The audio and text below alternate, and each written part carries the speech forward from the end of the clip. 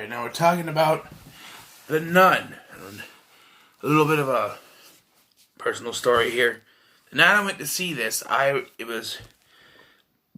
decided to go see two movies on the same night. I first went to see Slender Man, and then about an hour and a half afterwards, I went to see The Nun. And because The Slender Man was a big piece of shit movie, I thought that this movie was better than it was.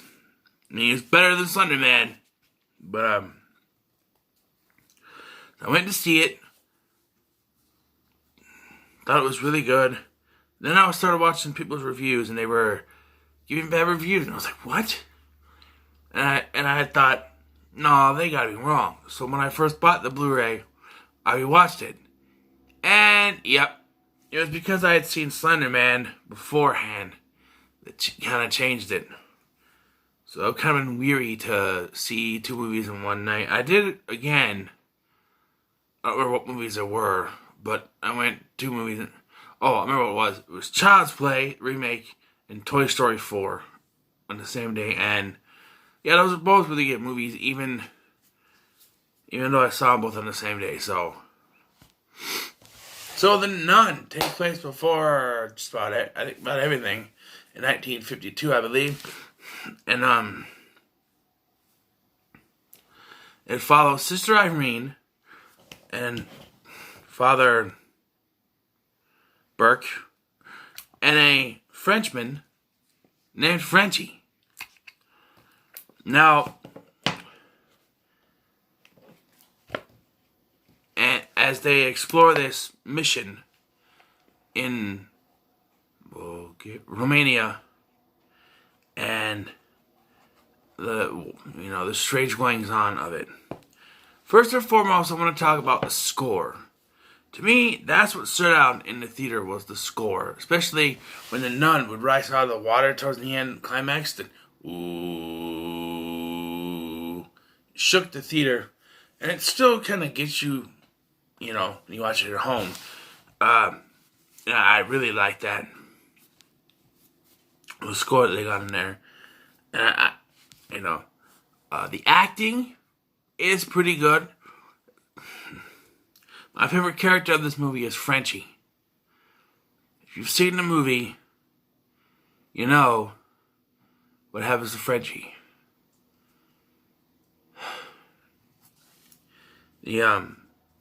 Also, the atmosphere and the mission itself, I like, but too dark. I know it's a horror movie, but everything always happens at night. It's always way too fucking dark. You can hardly see anything unless you watch it in the dark. In the movie theater, it's fine.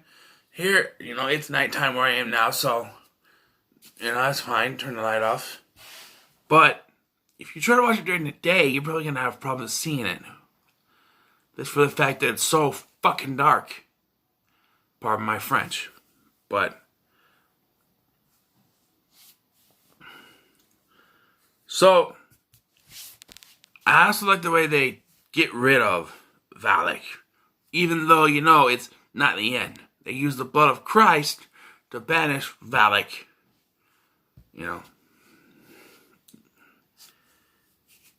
Back to hell or wherever it came from. So how does it go on to the next film? Well, the Conjuring movies? Well, you'll see. I'll get to that. Because that's in my negatives. It's an interesting twist. It's my negatives. I also like No, that's pretty much it. Well, I liked it when they first arrived in Romania. The kind of townspeople and, a little village and stuff like that. I like that, but I don't have any other good stuff. It's too dark. I already said that, and that's a negative. I think there's a couple of twists. One of them, I didn't see coming, but the other one is very obvious. They're talking to this, what they call it, an abbess, when they first get there, and it's obvious that it's Valak. Also, the other nuns only show up at night. which makes it painfully obvious to figure out that they're all dead. Every single one of them dead. The film starts with essentially the post-credit scene from Annabelle Creation, where you see two nuns go down a dark corridor, and then there is the, the light comes down the corridor. And both of them are dead. And it turns out all the nuns are dead, and they're trying to tell Sister Irene how to get rid of it. Like I said, I like the climax, how they get rid of it. But I'm ready to talk about Frenchie yet. Not ready to talk about Frenchie yet. So, let's talk about Father Burke's side quest. I don't know what you call it. The little side story is that he has a story about a boy that he failed to save from a demon. But that's sort of his whole thing, was that it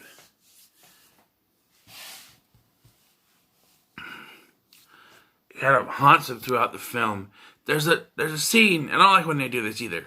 They separate the characters. Frenchie leaves because he's going to be there at night. Sister Irene gets stuck in the mission. And Father Burke gets buried alive. Eventually he gets out because of the ringing the bell. They talked about the ringing the bell earlier. And he gets out eventually because she digs him up. But this whole side thing with the little boy that he wasn't able to save from the demon, really, you could have left that out. He's there to figure out what's going on with the mission. We don't need to know his backstory, alright? You could do a film on it. The Father Burke movie. We don't need to know his entire backstory. We know all we need to know is that he's had some problems in the past. That's all. You need one little scene that flashes that he had problems. Not keep going back to that and having Valak use that against him. No. You got Sister Irene, who... Why is my ear doing that now? You have Sister Irene. Really? You have Sister Irene. My ear does this thing I say every time I say Sister Irene. See? You can't hear it, but... so we have Sister Irene. And she is not, she hasn't taken her vows yet. But, at the end of the film, she does before they face Valak. And Frenchie's like, oh, what a shame, because, he wants to give her that. Which, by the way, I should mention that Sister Irene is played by Taissa Farmiga, which is Vera Farmiga's sister. They're like 20 years apart. Anyway, I guess it can happen.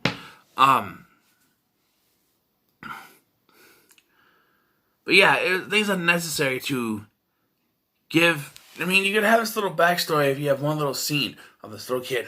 But to sprinkle it out the film... Like I said, with Sister Irene, you know where her story is. She's nervous to take the vows. She gets these psychic visions. They were saying, oh, she's the connection. She's obviously like young Lorraine. She changes her name. Or Lorraine's sister or something like that. Well, she's not a connection. In fact... it's a French connection. This is what I'm putting off this whole review. Is Frenchie. From the beginning, I liked this character. I'm like, I don't want this guy to die. He's my favorite character in this movie. And you get to the end, this climax that's going on, it's happening. They try to get rid of Valak. They sort of succeed, and the whole time I was sitting there thinking, don't die, I like Frenchie. And he survives. He survives, and I breathe a breath of fresh air. I'm like, then they did it. They ruined it. There's a scene where they get on the carriage. After they fix Father Burke's eye, they get in the carriage and drive into town. Frenchie goes like this. And the camera view shows he has an inverted cross, upside down cross on his neck, which means he's been fucking possessed. Which means that's the connection to the rest of the Conjuring series. Why? because there's that scene, it then shows you the scene with the current actor who plays Frenchie. And